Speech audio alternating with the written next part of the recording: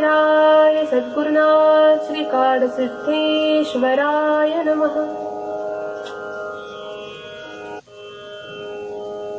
विजय पताका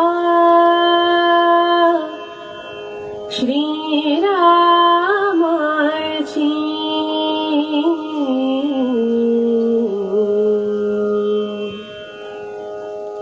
विजय पताका श्रीरामाची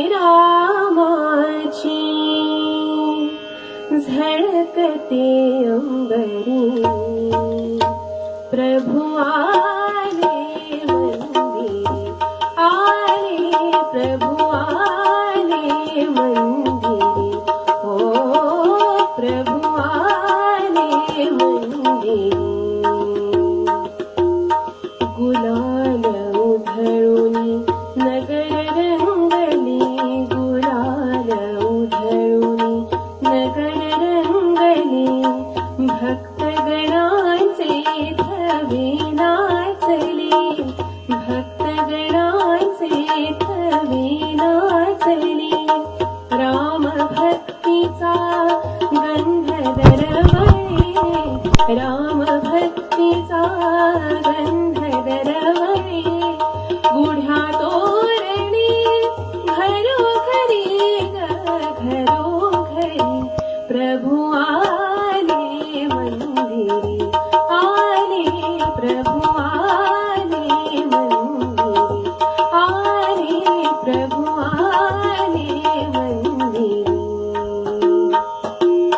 आला राजा अयोध्येचा अयोध्येचा सडा शिंपला प्राजक्ताचा सडा शिंपला प्राजक्ताचा सनई गाती मंजुळ गाणी आरती ओवाळती नारी प्रभु आले मंदिरी आले प्रभु आले मंदिरी ओ प्रभु आले मंदिरी श्रीरामाचा गजर होऊनी गजर होऊनी श्रीरामाचा गजर होऊनी गजर होऊनी पावन त्रिभुवन झुकते चरणी पावन त्रिभुवन झुकते चरणी भक्त रंगणे गुणी गायनी भक्त रंगणे गुणी गायनी भक्तियुगाची ललकारी ललकारी प्रभु आले मंदिरी आले प्रभु आले मंदिरी विजय पताका श्रीरामाची श्रीरामाची विजय पताका श्रीरामाची झळकते अंबरी प्रभु आले मंदिरी आले प्रभु आले मंदिरी ओ प्रभु आले मंदिरी राजाधिराज सद्गुरुनाथ सिद्धरामेश्वराय नमः। राजाधिराज सद्गुरुनाथ श्री भाऊराजाय नमः। राजाधिराज सद्गुरुनाथ श्री काडसिद्धेश्वराय नमः। भद्रं कर्णेभिः शृणुयामदेवाः भद्रं पश्येमाक्षभिर्यजत्राः स्थिरैरङ्गैस्तुष्टुवागुंसस्तनूभिः व्यशेमदेवहितं यदायुः स्वस्ति न इन्द्रो वृद्धश्रवाः स्वस्ति न पूषा विश्ववेदाः स्वस्ति नस्तार्क्ष्योऽरिष्ठनेमिः स्वस्ति नो बृहस्पतिर्दधातु ओम शांति शांति शांति। सगळ्यांनाच नमस्कार.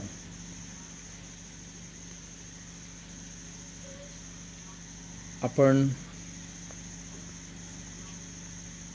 दर दिवशी या श्रावण महिन्यातील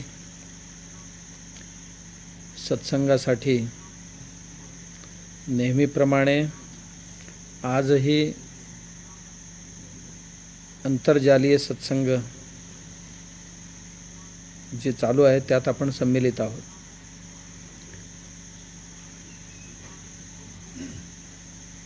आपण आज पूर्ण देश आनंद आणि उत्सवाच्या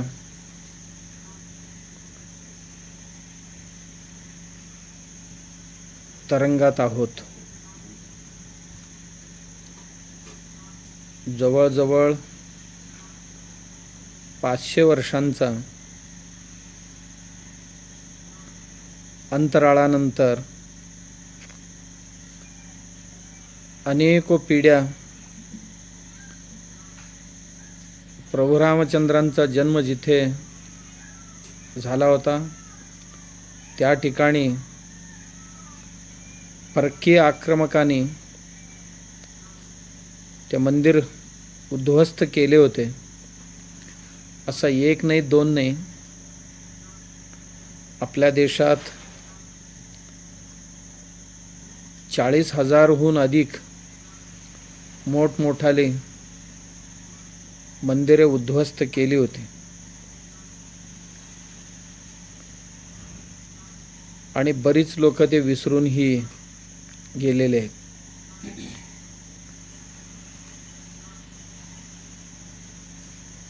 त्यात सर्वात महत्त्वाचा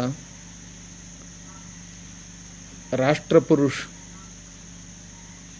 प्रभू रामचंद्रांचा स्थानावर असणारा मंदिरच उद्ध्वस्त करून त्यावर मशीद बांधण्यात आलेले होते. आणि ते कलंक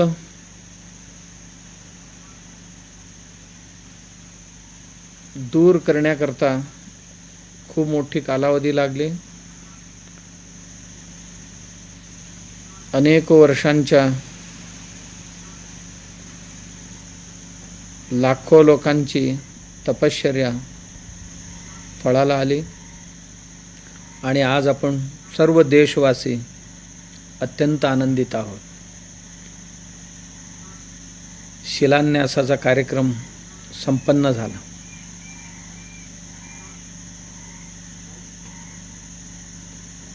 ज्या पुरुषांनी देशाला दिशा दाखवलेली आहे, आपल्या जीवनातून आपल्या वागण्यातून आदर्श आमच्या समोर ठेवून गेलेले आहेत, आजही जगभरात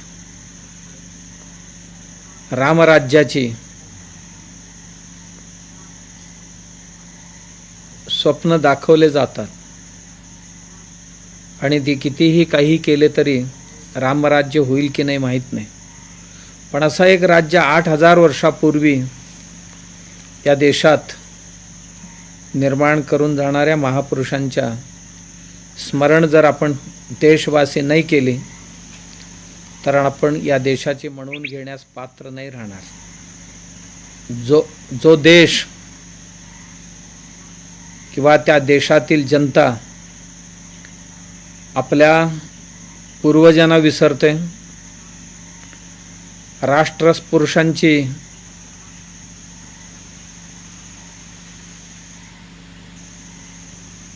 स्मरण करत नाही, तो देश राहत नाही, तो एक वसाहत बनतो. केवळ प्रत्येक देशाला संस्कृती मर्यादा देणारे महापुरुष होऊन गेलेले असतात आणि त्यांची स्मरण ते देश करतात.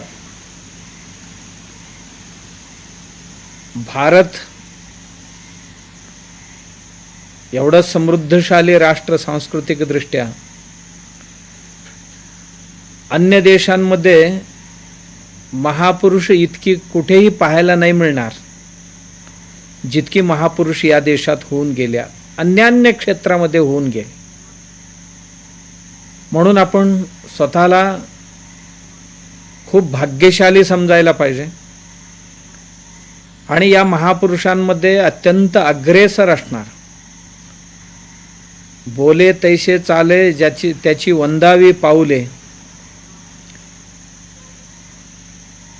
रघुकुल की यही चली आई रीत, प्राण जाय पर वचन न जाय. यासाठी ज्यांनी जीवन व्यतीत केले ते प्रभू रामचंद्र. लहानपणीच 10-12 वर्षांचे असतानाच आई वडिलांपासून दूर जावं लागलं आणि कशालाही ते कष्ट सायास मानले नाही. वडीलधारांची आज्ञा शिरसावंद्य मानले. महर्षी विश्वामित्र अत्यंत आग्रहाने महाराजा दशरथ तयार नसताना ही पोरं माझ्यापासून दूर गेले तर माझा मृत्यू होईल असं म्हणाले. म्हणून मीच येतो, पाहिजे तर त्या राक्षसांचा निर्दालन करण्यासाठी, पण माझी पोरं लहान आहेत आणि ज्यांची ख्याती या भागातील लोक ऐकलेले आहेत अशा राक्षस. पण विश्वामित्र म्हणाले, माझ्या जबाबदारीवर पाठवा, मी हमी देतो तुम्हाला. लहानपणीच ज्यावेळी आम्ही मंडळी खूप काय दंगामस्ती करण्यात मग्न असतो घरात, त्यावेळी घरदार सोडून राम आणि लक्ष्मण हे दोघे भाऊ महर्षी विश्वामित्रांबरोबर गेले. जितकं कष्ट सायास अनुभवले त्यापेक्षाही अधिक विद्या संपादनही केले त्यांच्याकडून. महर्षी विश्वामित्रांनी आपल्या पूर्वाश्रमामध्ये आणि ह्या ऋषाश्रमामध्ये जे काय अनुभव प्राप्त केलेली होती, जी विद्या संपादित केलेली होती, ती सर्व ही विद्या त्यांना मुक्तपणे बहाल केली. जी विद्या संपादन करण्याकरता त्यांना अनेको वर्ष लागलेली होती आणि ती विद्या सहजपणे या 2 युवकांना, युवावस्थेत पदार्पण करणाऱ्या कोवळ्या तरुणांना बहाल केले आणि त्या विद्येच्या सहाय्याने सुबाहू मारीच ताटकी त्यांचा वध करून यज्ञ संस्कृतीची रक्षण महर्षी विश्वांच्या यज्ञ पूर्ण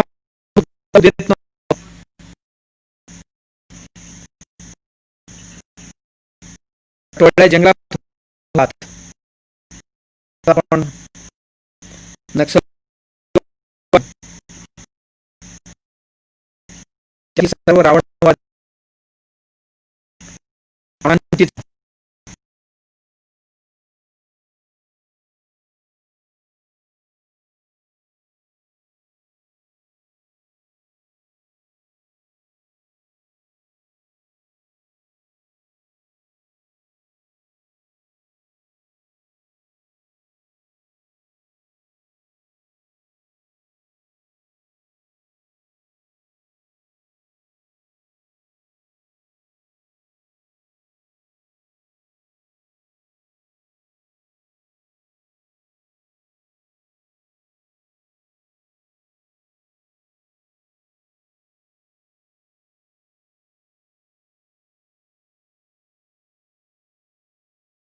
आणि इथेही राजपरिवारात हाताखाली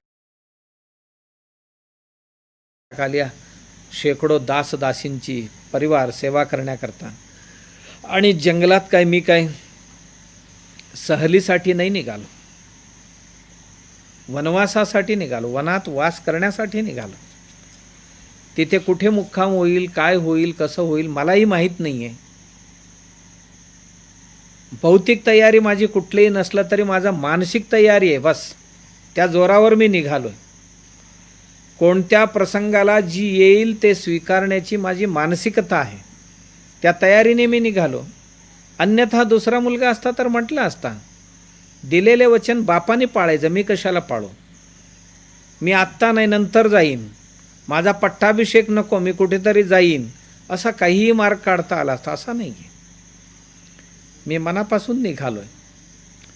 देवी सीता म्हणाले, या अयोध्येत राहून काय करू, ज्या अयोध्येत राम नाही आहे त्यात राम काय असणार आहे. यत्र रामः तत्र अयोध्या, जिथे राम असतील तिथेच माझी अयोध्या, पती जिथे असतील तिथेच पत्नीची अयोध्या असते. आजकालच्या सारखे थोडासा कष्ट आल्याबरोबर माहेरी जाणारी स्त्री सीता नव्हती. आज नवरा कोणत्या तरी असाध्य आजाराने दवाखान्यात असेल तर अनेको लोकांना मी पाहिलेले आहे की लग्न मोडून घरी निघून गेलेले आहेत. ही परंपरा, ही मर्यादा आमच्या देशाची नाही आहे. सुखात आणि दुःखात समवेत येणार म्हणाले, गेले. लक्ष्मण म्हणाला मी येतो, म्हणाला तू एकटा नाही आहे, तुझी अर्धांगी आहे घरात आणि निर्णय घेण्यास पूर्णपणे तू समर्थ नाही आहेस, तुझा निर्णय हे अर्धा आहे.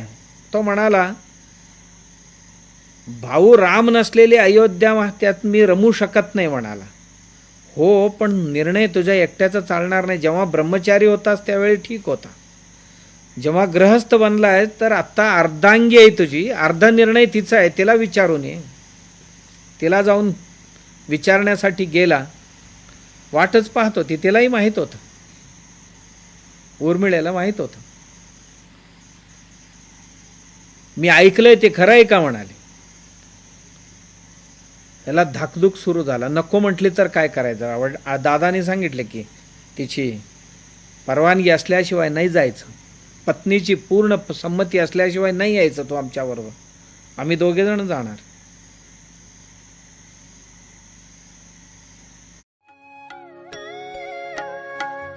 होय वनवासाला जायचं म्हणतोय, पण दादाने सांगितले पत्नीची संमती असेल तरच माझ्याबरोबर यायचं, म्हणून तुझ्या संमतीसाठी परवानगीसाठी आलो.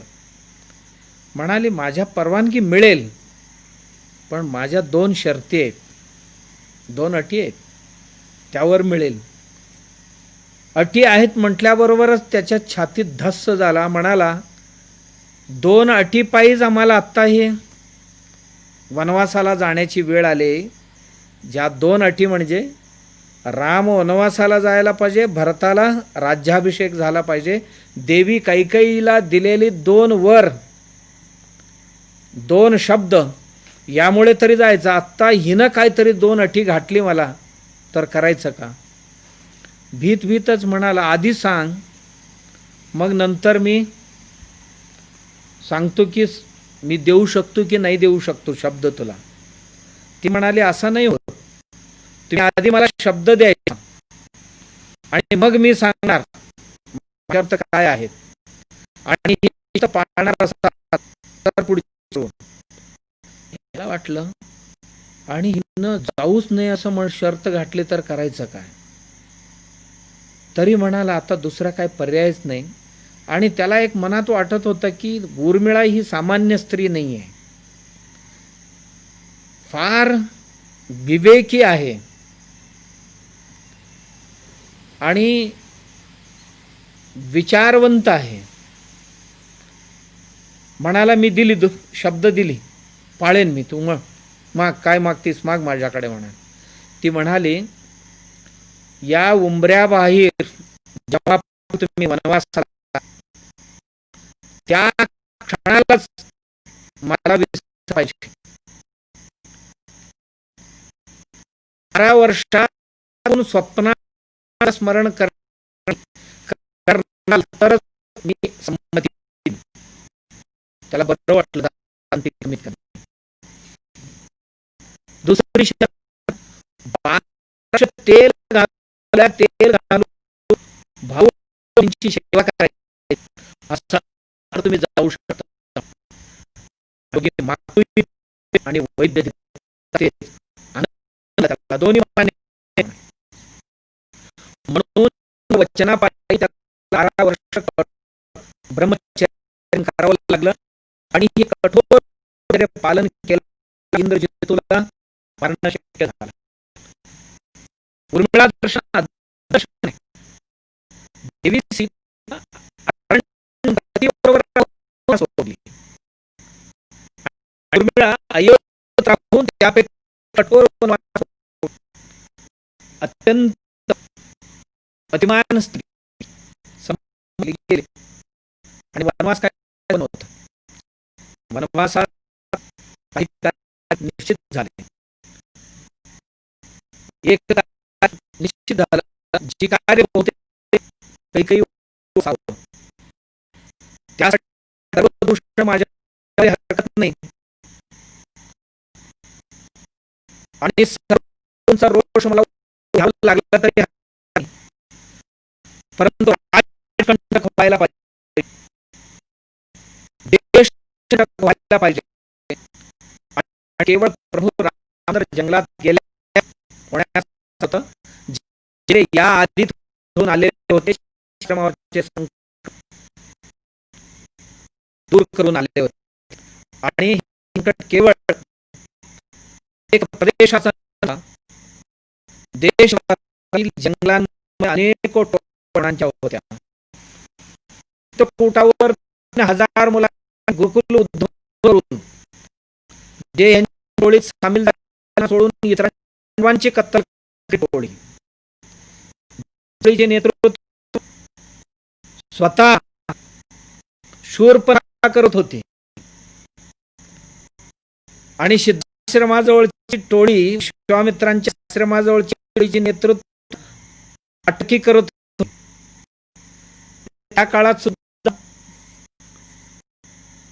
महिला कुठे मागे नव्हत्या. चांगले असो खराब असो होत्या, त्यांनाही युद्ध कौशल्य येत होता आणि सगळ्यांनाच मिळत होतं. अनेक गुरुकुल उद्ध्वस्त होण्यापासून वाचवले, कारण खूप काही केलेले होते आणि खूप काही गुरुकुल उद्ध्वस्त होणार होती. कारण रावण राज्य जर यायचं असेल, राक्षसी राज्यामध्ये संस्कृतीला स्थान नव्हतं. संस्कृती रक्षणाकरता प्रभू रामाला अयोध्येबाहेर जाणं आवश्यक होतं, ही मला वाटते कैकेयीने जाणलेली होती.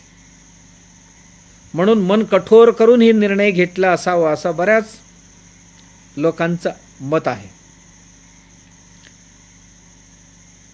जे सुरुवात केली उत्तरेपासून दक्षिणेकडे जायला,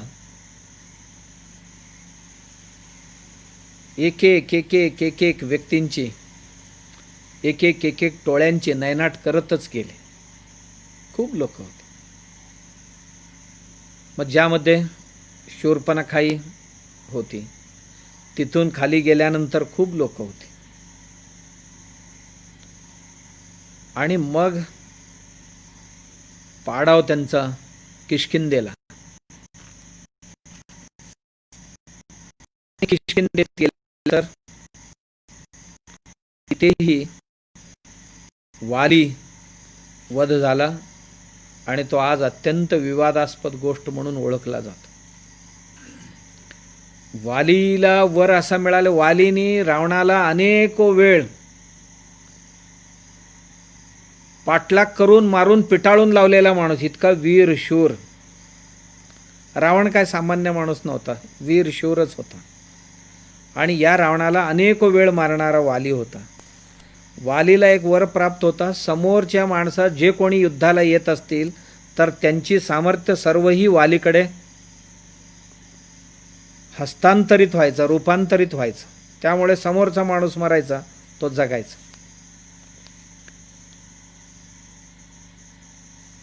वाली आणि श्रीरामचंद्रांच्या युद्धात वाली धारातीर्थी पडले. पडल्यानंतर स्वतःच विचारले, तुम्ही येऊन मला सांगितलं असतं तर मी तुमचं ऐकलं असतं, आणि मला का मारलात तुम्ही? मी काय अपराध केलेले होतो? बऱ्याच लोकांना असं वाटते की वालीचा काही अपराध नव्हता. प्रभू रामचंद्र एकच वाक्य बोलले, या देशाचा राजा भरत आहे, भरतांचा मी एक सैनिक आहे, मी एक त्यांचा सैनिक आहे, आमचा राजा भरत आहे आता, आणि त्या राज्यात कुठल्याही स्त्रियांवर अन्याय, कुठल्याही प्रकारचा अन्याय सहन केला जात नाही, आणि जी अन्याय तुमच्याकडून झालेला होता, भावाच्या पत्नीलाच तुम्ही हिसकावून घेतला होता आणि त्याला राज्याबाहेर केला होता, हे आमच्या कानावर आलं आणि त्या कारणास्तव तुम्हाला मारावं लागलं. समोरून युद्ध करायला पाहिजे होतं. म्हणाले, समोरून युद्ध करण्याइतकं मूर्खपणा मी नाही करू शकत. का? वालीला काय प्राप्त आहे हे मला ज्ञात होतं. समोरच्या माणसांचे सामर्थ्य तुमच्याकडे जात असल्या कारणाने समोरून कोणीही तुम्हाला युद्ध जिंकू शकत नाही. त्यामुळे आडोशानेच तंत्र म्हणतात त्याला, युद्धतंत्र, कूटतंत्र, शत्रूंना मारावं आणि युद्ध कूट हे नाहीये. कुस्ती पैलवानाने या पैलवानांना सगळ्या सांगून टाकतात, अमुक डाव टाकतात. युद्ध आहे, आमने सामने भावांच्या, ते तुम्हालाही ज्ञात, कारण एकदा तुमच्या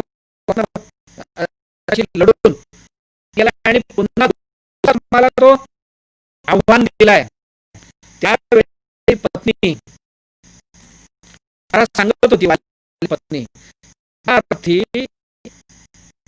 पळून गेलेला पुन्हा द्यायला म्हणजे शिवाय आला नाही. मला गुप्तचरांकडून माहिती मिळालेली आहे की अयोध्येचे राजकुमार येऊन त्यांना मिळालेले आहेत आणि त्यांची ख्याती आणि त्यांची पराक्रम मी ऐकलेले, नका जाऊ, तडजोडीने मिटवा, असं म्हणणाऱ्या पत्नीचा सुद्धा न ऐकण्याचा उद्धटपणा वालीने केल्यामुळे वालीला मरण पत्करावं लागलं. आणि हजारो वर्षापासून ही वादविवाद चालू आहे आणि वाद संपत नाही कधी. कारण माणसं मागच्या पुढची न करता पाहता फक्त तेवढ्यावरच कॉन्सन्ट्रेशन करतात आणि आपले अकलेची तारे ते तोडत असतात नेहमी. म्हणजे आपण म्हणजे वाल्मिकी महर्षीपेक्षा कोणतरी मोठे आहोत असं त्यांना वाटत असते.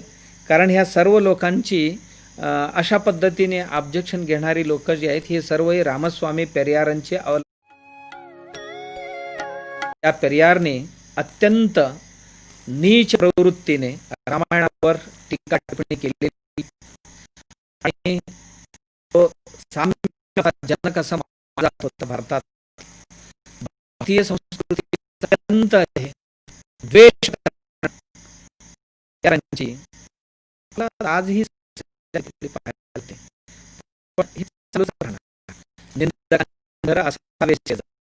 या धर्माने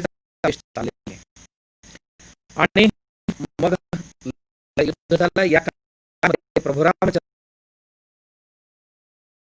राजाज्ञा पाळला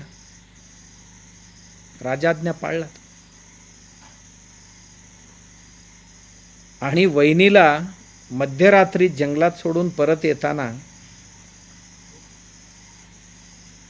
वहिनी काय आदेश आहे का, दादांचा आदेश पालन केलं मी आणि हे केले. विभीषणाला तिथे बसवले, सुग्रीवाला इथे बसवले, आणखीन कुठे कुठे. पण एक होतं की कुठेही राज्य जिंकल्यानंतर स्वतःचा अधिकार स्थापन केला नाही आणि करण्याची इच्छा सुद्धा त्यांच्या मनात नव्हती. आणि लंकेत राहण्याकरता अयोध्येत आता भरत आहेत तर तिथे जाऊन कशाला, त्यापेक्षा लंका श्रीमंत इथेच राहूया असा विभीषण आणि लक्ष्मण दोघेही मिळून विनंती केले तरी सुद्धा अपि सुवर्णमयी लंका नमे रोचते लक्ष्मणा जननी जन्मभूमीश्च स्वर्गादपि गरीयसे. लंका सोन्याची जरी असला, अपि सुवर्णमयी लंका सोन्याची जरी असली, नमे रोचते लक्ष्मणा, हे लक्ष्मण मला हे आकर्षित करू शकत नाही, मला मोहित करू शकत नाही. का? जननी जन्मभूमीश्च स्वर्गादपि गरीयसे. जननी आणि जन्मभूमी हे स्वर्गापेक्षाही श्रेष्ठ असतात. चल आपण जाऊ, अन्यांच्या राज्यावर अपेक्षा करायचं नाही, याच्यावर नाही जे अधिकार विभीषणाचा. विभीषण तयार आहे, तुम्ही राहा, आम्ही सेवा करतो म्हणून. तुम्ही तसंच म्हणायला पाहिजे, आम्ही असंच म्हणायला पाहिजे. बरीच लोक म्हणतात आमच्यात काय तुमची, मोठ्या माणसांना म्हणत असतात यांच्या कृपेने सर्व झाले. हो न म्हणतात, त्यांचे मोठेपण आहेत म्हणतात म्हणून काय सगळ्यांच्यावर आपण अधिकार जमत. आम्हालाही म्हणत असतात स्वामीजी तुमच्या कृपेनेच हे सर्व आम्ही घेतले बघा, गाडी तुमचीच आहे बघा, मग चावी देऊन जा म्हणायचं आम्ही. त्याने तसंच म्हणायला पाहिजे. आम्ही म्हटलं देवाने खूप चांगलं केलं, चांगले राहा असं म्हणायला पाहिजे. आणि तुमचं म्हटल्याबरोबर दे माझ्याकडे, माझ्या नावावर सगळी कागदपत्र करूनच जा म्हणत बसलो तर कसं होईल. प्रभू रामचंद्र असंच म्हणाले की त्यांनी तसंच म्हणायला पाहिजे, आपण असंच म्हणायला पाहिजे. आणि एकूण यज्ञसंस्कार, यज्ञरक्षा केली, यज्ञसंस्कृतीची रक्षणा केली, गुरुकुलांची रक्षणा केली आणि सज्जनांचा रक्षण केले, दुर्जनांचा नयनाट केले आणि एक आदर्श साम्राज्य निर्माण करून जाणारे आणि अनेक प्रकारची लोकापवाद काय येऊ शकतात. बहुतेक चांगल्या माणसांना जेवढा कष्ट सहन करावं लागतंय तेवढा अन्य कोणाला करावं लागत नाही सहन. का? कोणी बाबळीच्या झाडावर दगड मारत नाही, सगळे आंब्याच्या झाडावरच दगड मारतात. आणि जी बैल ओढतात त्याच गाडीत भार टाकतात, जी ओढत नाही त्याच्यात कोण टाकत नाही. बाबळीच्या झाडावर कोणी दगड मारत नाही. ज्या झाडाला फळं जास्त आहेत त्यालाच कष्ट जास्त असतं. तद्वतच जी माणसं चांगले आहेत ती चांगले एवढ्यासाठीच की हे सर्व सहन केलेले असतात म्हणून ते चांगले झालेले. आणि हे पाहतो की लहानपणापासूनच ही मालिका सुरू झाली, संघर्षाची, संकटांची मालिका सुरू झाली. आणि मालिका शेवटच्या दिवसापर्यंत संपला नाही. आणि त्यात प्रभू रामचंद्र मला काय भोगायला मिळतं यापेक्षा माझी प्रजा सुखी राहायला पाहिजे, माझा राज्य आदर्श राहायला पाहिजे, त्याकरता कितीही मोठं बलिदान प्राणार्पण करावं लागलं तरी मी करेन. कोण देतो, कोण म्हणतो. एखादा कोण वेडीवाकडी बोलले राजा महाराजांना तर त्यांचा शिक्षा काय असते सगळ्यांना माहिती आहे. आणि प्रभू रामचंद्रांचा लोकशाही सामान्य लोकशाही नव्हते, बहुमताचा नव्हता, सार्वमताचा लोकशाही त्या काळात प्रस्थापित केलेले माणूस होता. एक व्यक्ती जरी आपल्या विरोधात उभी राहिली तरी सुद्धा आपण यशस्वी नाही असं मानत होते. अयोध्येतून वनवासाला जात असताना कैकेयी आणि मंथरा या दोन सोडले तर दुसरे तिसरे व्यक्ती कोणीही नव्हते की हे वनवासाला जाऊ द्या म्हणणारे. म्हणाले दोन माणसांना जरी आपण नको असलो तरी नाही, त्यांच्या म्हणण्याला अर्थ आहे, जायला पाहिजे, गेले. का? सार्वमताचा लोकशाही होता, आता आमच्याकडे बहुमताचा आहे, 51-49 आहे. आता 1% लोकांना अधिक असलं, बाकीचे 49% लोकांना नको असलं तरी सुद्धा आपण राज्य करू शकतो. आता प्रभू रामचंद्रांचा राज्य असा नव्हता, एकच व्यक्ती विरोध केली तरी सुद्धा ते गेले, त्यांच्या म्हणण्याला किंमत. एवढंच नाही, पुनर्पट्टाभिषेकानंतर लंकेतून आल्यानंतर काही वर्ष सुखाने राज्य केल्यानंतर सामान्य माणसांच्या घराण्यात भांडणं झाली. त्या भांडणातलं गुप्तचारांनी जे येऊन सांगितलं, गावात चर्चा चालू आहे सगळीकडे, तो स्फोट झाला त्यांच्या घरात. 10 अन्यांच्या घरात आलेली स्त्री असेल असं जातं. ही एकांच्या घरातल्या भांडण जातं असं दर दिवशी सांगतो. आणि ज्या परिणाम घडला ऐकला ठरवलं एक व्यक्तीला नको असेल निर्णय घेतला. मताचा राजा देवी सीतेला आता वनवासाला जावं लागेल. पुन्हा पूर्वी सगळी गेलेली होती, आता एकटीलाच जावं लागेल. सोडून येण्यास कोणी तयार होत नव्हते. लक्ष्मणाला सांगितलं तर तोही तयार होत नव्हता, मूर्छित होऊन पडला. उठल्याबरोबर म्हणाले, राजा म्हणून माझा आदेश आहे, राजाज्ञा पाळशील की नाही पाळशील? राजाज्ञा पाळला. राजाज्ञा पाळला. आणि वहिनीला मध्यरात्री जंगलात सोडून परत येताना, वहिनी काय आदेश आहे का? दादांचा आदेश पालन केलं मी, आणि आपला काय आदेश आहे का दादांना जाऊन सांगण्याकरता? असं म्हणाला आणि मूर्छित होऊन पडला. आणि देवी सीतेला संकट असं, परपुरुष स्पर्शही येत नाही, आणि माणसांना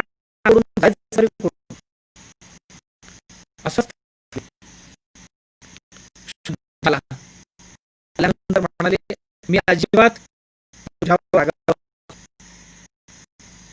राजांचा आज्ञा पाळायला पाहिजे.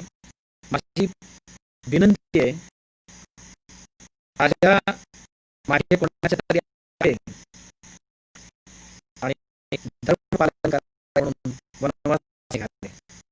आजही कोणाचे ऐकले पुन्हा धर्म पालनासाठी वनवासाला पाठवतो. आणि भविष्यात ही आणखी कोण काय म्हणतील, काही झाले तरी सुद्धा धर्म पालनामध्ये व्यत्यय येणार नाही, एवढीच राजाने काळजी घ्यावी, ही माझी प्रार्थना आहे म्हणून सांग.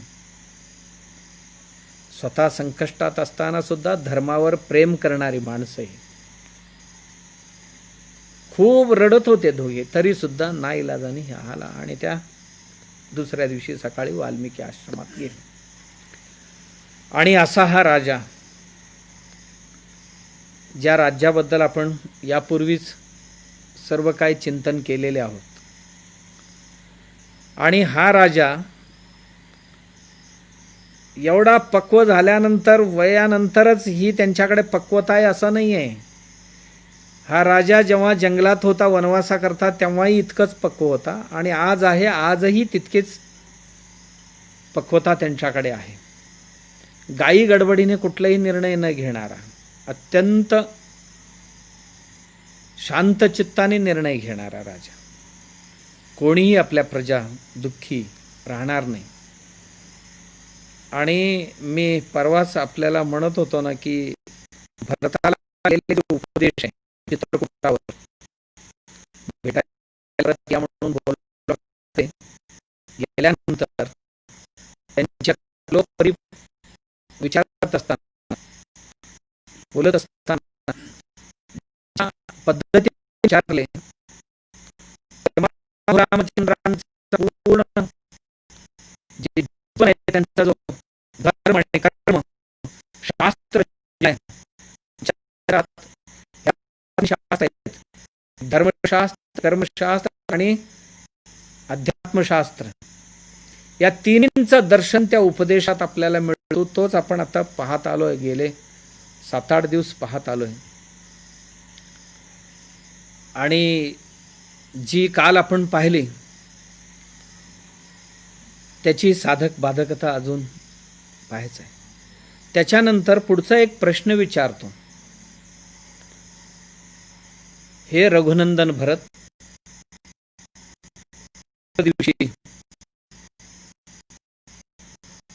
पुन्हा वेळी शृंगारित होऊन अयोध्येतील प्रमुख पथावर पदक्रमण करत लोकांना दर्शन देण्याकरता जातोयस ना तो रोज. किती सुंदर प्रश्न विचारले बघा. दर दिवशी पूर्वाह्न वेळी, अन्न म्हणजे दिवस, मध्याह्न म्हणजे दिवसाचा मध्यभाग, पूर्वाह्न म्हणजे दिवसाचा पूर्व भाग सुरुवातीला, मध्यान्नाच्या आधी भाग असेल 8-9 वाजता. पूर्वाह्न म्हणजे 7 ते 9. या पूर्वाह्न वेळी स्वतः शृंगारित होऊन सजून दजून लोकांना दर्शन देण्याकरता अयोध्या शहरात जातोयस ना तो, किंवा अयोध्या शहरात नाही आपल्या अयोध्येच्या वेगवेगळ्या भागांमध्ये जातोस ना तू, काय तात्पर्य याचा? राजा सजून दजून लोकांना दर्शन देण्याकरता का? त्या काळात राजा प्रत्यक्ष देव होता. दुसरा देव म्हणजे राजाच होता. तसा लोक मानतही होते आणि हे राहतही होते. जातोस का म्हणाले. काय तात्पर्य असेल? प्रभू रामचंद्र प्रश्न विचारतात म्हणजे ते खूप गूढ गहन असतात प्रश्न, आणि त्या प्रश्नामध्ये इतकं काय भरलेले असते ना, महान महान बुद्धिमंतांना सुद्धा त्यातलं मतितार्थ काढणं कठीण जातं. दर्शन देण्याकरता जातोस म्हणजे आम्ही काय म्हणतो, हा दर्शन देण्याकरता मग राजा रथात बसतो आणि असा फेरफटका मारून येतो, लोक मुजरा करतात असं आपल्याला वाटतं. एवढंच आहे का हेतू? नाही. तू दर्शन देण्याकरता जातोस म्हणजे तू ज्यावेळी दर्शन द्यायला जाशील त्यावेळी आपली मूलभूत सुविधा काय ठीकठाक आहेत की नाही ह्याचं दर्शन होईल तुला. लोक तुझी दर्शन करतील, तू कशाचं दर्शन करशील? मूलभूत सुविधा सर्व ठीकठाक आहेत का सर्व माझ्या राज्यात? आरोग्याची सुविधा ठीकठाक आहेत का? तू जर गेलास तर कळेल की गुरुकुल सर्व व्यवस्थित चालू आहेत ना, कुठल्या गुरुकुलाला काय अडचण नाही ना. आणि तू जर फिरायला गेलास तर तुझ्या लक्षात येईल इथे वंचितांना,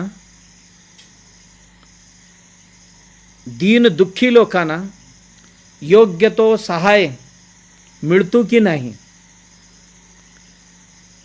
इथे कोण कोणाचा शोषण करतात का, कोण कोणाचा पोषण करतो हे लक्षात येईल तुला. शोषण करणारेही राजाला दिसायला पाहिजे, शोषित माणसंही राजाला दिसायला पाहिजे, पोषण करणारेही दिसायला पाहिजे, पोषित माणसंही दिसायला पाहिजे. राजा जेव्हा शहरात नगरात जाईल, राजा जेव्हा राज्याच्या वेगवेगळ्या प्रांतात जाईल, तेव्हाच राजाला कळेल लोकांची सुख काय आहे आणि दुःख काय आहे. राजा जेव्हा जाईल तेव्हाच लोक आपलं सुखदुःख सांगायला येतील. सर्व लोक राजवाड्यापर्यंत येऊन पोचतीलच असं नाही आहे. आणि राजा जेव्हा गावात जाईल तेव्हाच राजाला कळेल राज्याची स्थितीगती काय आहे. राज्यात सर्व कार्य सुरळीतपणे चालू आहेत ना, शासन जो वरून खालपर्यंत नीटपणे काम करते ना, शासन व्यवस्थेतील लोक सर्वही ठीकठाकपणे काम करतात ना, राजांना हे कळेल कुठेतरी भ्रष्टाचार होत नाही ना, राजांना हे कळेल की अनाचार कुठे होत तरी नाही ना माझ्या राज्यात, राजाला हे कळेल माझ्या राज्यात कुठे दुष्काळ तरी पडला नाही ना, माझ्या राज्यात कुठे पूर तरी आला नाही ना, माझ्या राज्यातली लोक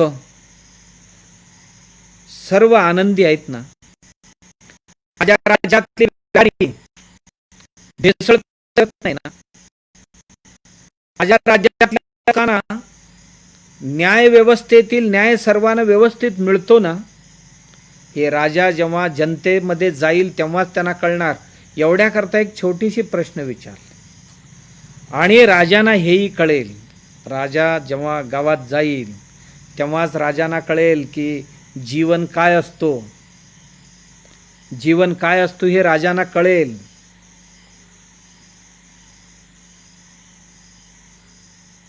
लोकजीवन काय आहे आणि माझं जीवन काय आहे हेही कळेल राजांना. राजांना सुखी माणसंही दिसतील, दुःखी माणसंही दिसतील, राजांना जन्माला येणारेही दिसतील आणि यात्रा संपून निघालेली माणसंही दिसतील. माझ्या राज्यात जन्म प्रमाण काय आहे, मृत्यू प्रमाण काय आहे, कमी अधिक असतील तर त्याचं कारण काय आहे, योग्य तो उपचार माझ्या राज्यात दिला जातो की नाही, माझा वैद्य नीटपणे काम करतो की नाही. आणि एवढंच नाही, जीवनात शाश्वत काय अशाश्वत काय आहे, जीवनात स्थिर काय आहे अस्थिर काय आहे, माणूस जेव्हा समाजात खाली जातो तेव्हाच त्याला कळतं. अन्यथा प्रत्येक जण आपापलीच एक प्रांत तयार करून बसलेले असतात, त्याला सर्वस्व मानत बसलेले असतात. त्याच्या पलीकडे खूप काय आहे आम्हाला कधी दिसत नाही. आपण प्रत्येक जण आपापली एक घरात साम्राज्य बनवून बसलेलं कूपमंडूक वृत्तीची. कूपमंडूक वृत्ती म्हणजे एखादा छोट्याशा कूपामध्ये म्हणजे विहिरीमध्ये डबक्यामध्ये एक मंडूक वास करते, बेडूक, आणि त्या बेडकाला असं वाटते की ही कूप म्हणजेच माझं विश्व आहे, याच्या पलीकडे काही नाही आहे असं समजत असते. आणि समाजात सुद्धा अशी अनेको बेडकं आहेत. त्या बेडकांना असं वाटतं की आपल्या परिवाराच्या पलीकडे काहीच नाही आहे, परिवाराच्या पलीकडे काहीच नाही, ही म्हणजे माझं विश्व आणि या विश्वावर माझा अधिकार आहे, माझं सर्व काही आहे आणि ह्यात मी शाश्वत राहणार आहे. मला कोणी कोणत्याही प्रकारचा धोका पोचवू शकत नाही आणि माझ्या ह्याच्यात कुठलाही अडथळा येणार नाही आणि मी शाश्वत राहणार आहे असा त्या कूपातला, त्या स्वतःच्या समाजात बुडलेला माणूस करत असतो. आणि जेव्हा समाजात जातो कळलं दारिद्र्य काय असतं, दुःख काय असतं, आजार काय असतो, नातं काय असते, वैद्य काय असतो, काय असतो, औषधाची गरज की आपुलकीची गरज, लोकांना वाटते की त्यांना वाचू शकतो, नसू शकत, वृद्धाकाळामध्ये वयाची आवश्यकता नसते, आपली माणसांची गरज असते, त्याच्यापेक्षा चांगल्या उठलीच नसते. ही माणसात गेल्याशिवाय कळत नाही. म्हणून एक छोटासा प्रश्न विचार, का माणूस जेव्हा माणसात जातो गेल्यानंतरच त्याला कळतं की जीवन ही एक यात्रा आहे, आपलं जीवन ही एक यात्रा आहे. यात्रेला जाणारी माणसं कशी जातात, यात्रेला जाणारी माणसं कशी जातात, ठरवतात आधी मला कुठे जायचं आहे आणि मी कसं जायला पाहिजे आणि मला कुठे कुठे थांबायचं आहे, त्याच्याकरता काय लागणार आहे, काय होणार आहे, काय जाणार आहे, हे सर्व आधी तयारी करून घेतात. तयारी करून मग यात्रेला निघतात. बरीच यात्रेकरू या जगात अशी आम्हाला दिसतात, आज आपल्याला सगळ्यांना दिसतात. यात्रेला निघाले, सगळे निघालेत म्हणून तेही यात्रेला निघाले, बसमध्ये चढले, कंडक्टर विचारतो कुठे जायचंय, ह्या साम्राज्याधिपती म्हणतो मी कुठे निघायचंय, माझ्या केलेल्या बायकोला, जिच्याशी लग्न केले ते बायकोला नाही सांगितलं, तिनं सुद्धा मला विचारलं नाही, कारण मला विचारायचं धाडस कोणाचा नाही आहे. मला जन्माला घातलेले आई बाबाच मला विचारलं नाही तू कुठे जाणार आहे, कारण त्यांचंही धाडस नाही, असा माणूस मी आहे. आणि तू कोण फालतू कंडक्टर मला विचारायला म्हणाला कुठे जाणार आहे. नाही, मी त्या अर्थाने नाही विचारलं, तिकीट कुठलं देऊ, तिकीट कशासाठी लागते ते, तुम्ही चाललाय ना, मी यात्रेला चाललोय. होय, कुठल्या गावाला जायचं आहे तेच मला माहीत नाही ना म्हणाला, मला तीच तरी माहीत नाही आहे. अशी यात्रेकरू आमच्यात खूप भरलेले आहेत या देशात, आलेत अपघाताने या जगात. या यात्रेत आलेले हे एक ठिकाण आहे, या शरीर भाड्याने घेऊन आलेले, इथे काही दिवस राहायचं आहे, यात्रेत जाणार, ह्या धर्मशाळेत थोडी दिवस, त्या धर्मशाळेत थोडी दिवस, त्या गावातल्या धर्मशाळेत थोडी दिवस राहून जायचं आहे. आणि या धर्मशाळेत आलाय, इथे किती दिवस राहणार, इथे काय करणार, ह्याची काही नियोजन त्याच्याकडे नाही आहे. यात्रेला चाललेल्या माणसांकडे नियोजन असावं लागतं. आलेले माणूस एक दिवस जाणारच आहे, हे निश्चित आहे, चालावंच लागतं. इथे कोणी राहण्या, आम्ही आमच्या अनेको पुराण ग्रंथांमध्ये, चरित्र ग्रंथांमध्ये वाचतो की अमुक अमुक ऋषी, अमुक अमुक योगी 100 वर्ष राहिले, 150 वर्ष राहिले, 200 वर्ष राहिले, कोण 1000 वर्ष राहिले. हो, 1000 वर्ष जरी राहिले तरी एक दिवशी गेले हे ऐकतो आपण. म्हणजे एक दिवशी जाणं हे निश्चित आहे. जातस्य ध्रुवो मृत्यू हो, जन्माला आलेला माणूस एक दिवशी जाणारच हे निश्चित आहे. हो, जायचंच आहे, जायचंय तर पुढे काय, यात्रेला निघायचंय. यात्रा आहे, खूप दीर्घ यात्रा आहे आपली. यात्रेत करायचं काय? बघा, एक राजा होता. राजा आणि मूडी होता, आनंदी होता, मस्त मजेत होता. एके दिवशी त्यांना भेटायला एक विदेशी माणूस आला. मोकळ्या हाताने येत नाही, काहीतरी भेट द्यावं म्हणून राजांना, त्या काळातली गोष्ट, राजा राणींच्या काळातली मी सांगतो, एक वस्तू भेट दिला.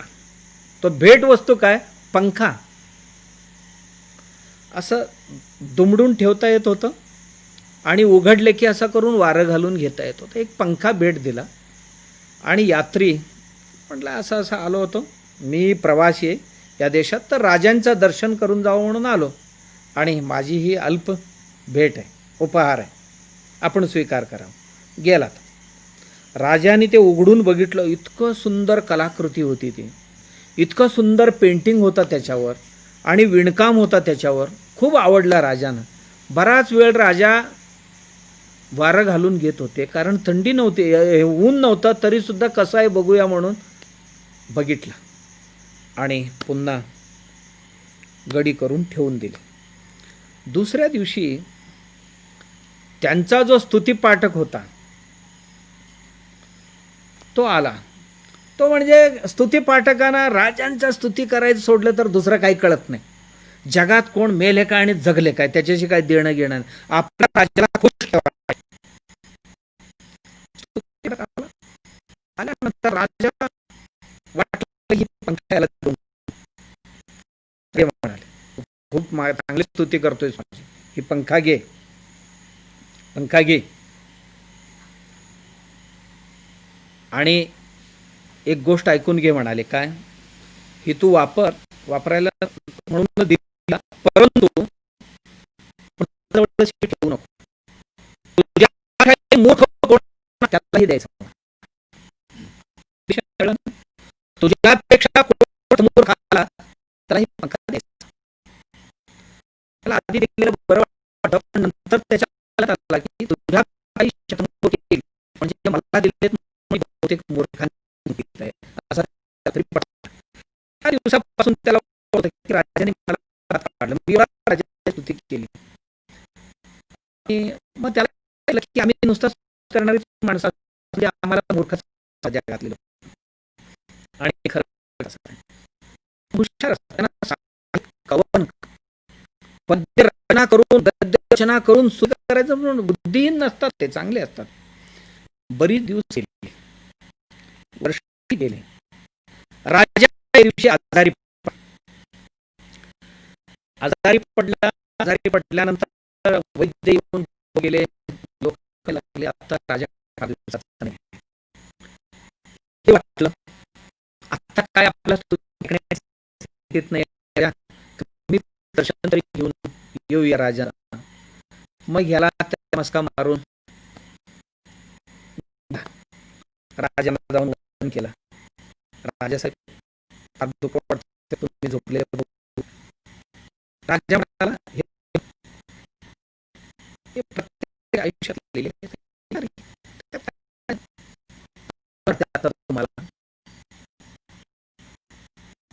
तुम्हाला आजार वैद्यांनी सांगितलं की आता फार दिवस राहणार, म्हणजे आता दीर्घ यात्रेसाठी निघावं. दीर्घ यात्रेसाठी खूप दीर्घ यात्रा किती दिवस किती वर्षांचा असेल, परंतु यात्रा का परत ही जन्म मिळेल का मिळेल माहिती, पण यात्रा पूर्ण आणि कुठे माहित नाही, पण यात्रा खूप मोठे म्हणतात. लांब यात्रा, दीर्घ यात्रा. हा, दीर्घ यात्रेला जायचं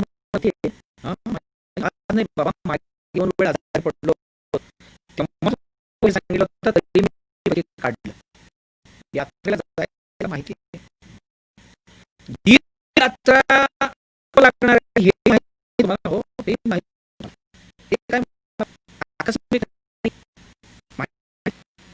राजेसाहेब मूर्ख आहे, पण एक प्रश्न विचारू, एवढ्या दीर्घ यात्रेसाठी आपण चाललात, तयारी काही केलाय का?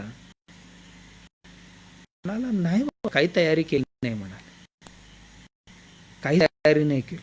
असं कसं म्हण, एवढी दीर्घ यात्रा करायचं आहे आणि त्याच्या बाबतीत तुम्ही काहीही तयारी केली नाही जाण्यापूर्वी? नाही म्हणाला, काहीच नाही केले. पटकन खिशातनं पंखा काढला. राजेसाहेब हे घ्या म्हणाला, कारण तुम्हीच बोलला होता मागे, आपल्यापेक्षा मूर्ख जर कोण भेटला तर त्याला द्या म्हणून. मला वाटते की यात्रेवर आपल्याला जायचं आहे, दीर्घ यात्रेवर जायचं आहे, त्याच्याकरता काडी इतकंही तयारी न करणारा आपण म्हटल्यासारखंच असणार. कृपा करून हे स्वीकार करा म्हणाला, ठेवून निघूनच गेला. कथा मी पुढे नाही वाढवत आता. आम्ही बरीच मंडळी या राजांचे भावंडेच आहोत. आम्हालाही सगळ्यांना माहिती आहे की यात्रेवर जायचं आहे, दर दिवशी स्मशानात जातो, त्या दिवशी चर्चा करतो, अरे सगळ्यांना एका दिवशी जायचंच आहे. परंतु एकही तयारी करत नाही या जगात की आपल्याला जायचं तर जाण्याकरता काय करायला पाहिजे, जाण्याकरता काय करायला पाहिजे. म्हणून प्रभू रामचंद्र म्हणतात, समाजात जाणं, शहरात जाणं, सजून नटून थटून जायला पाहिजे. गेल्यानंतर कळते की जीवन यात्रा काय असते. जीवन यात्रेचं दर्शन होतो.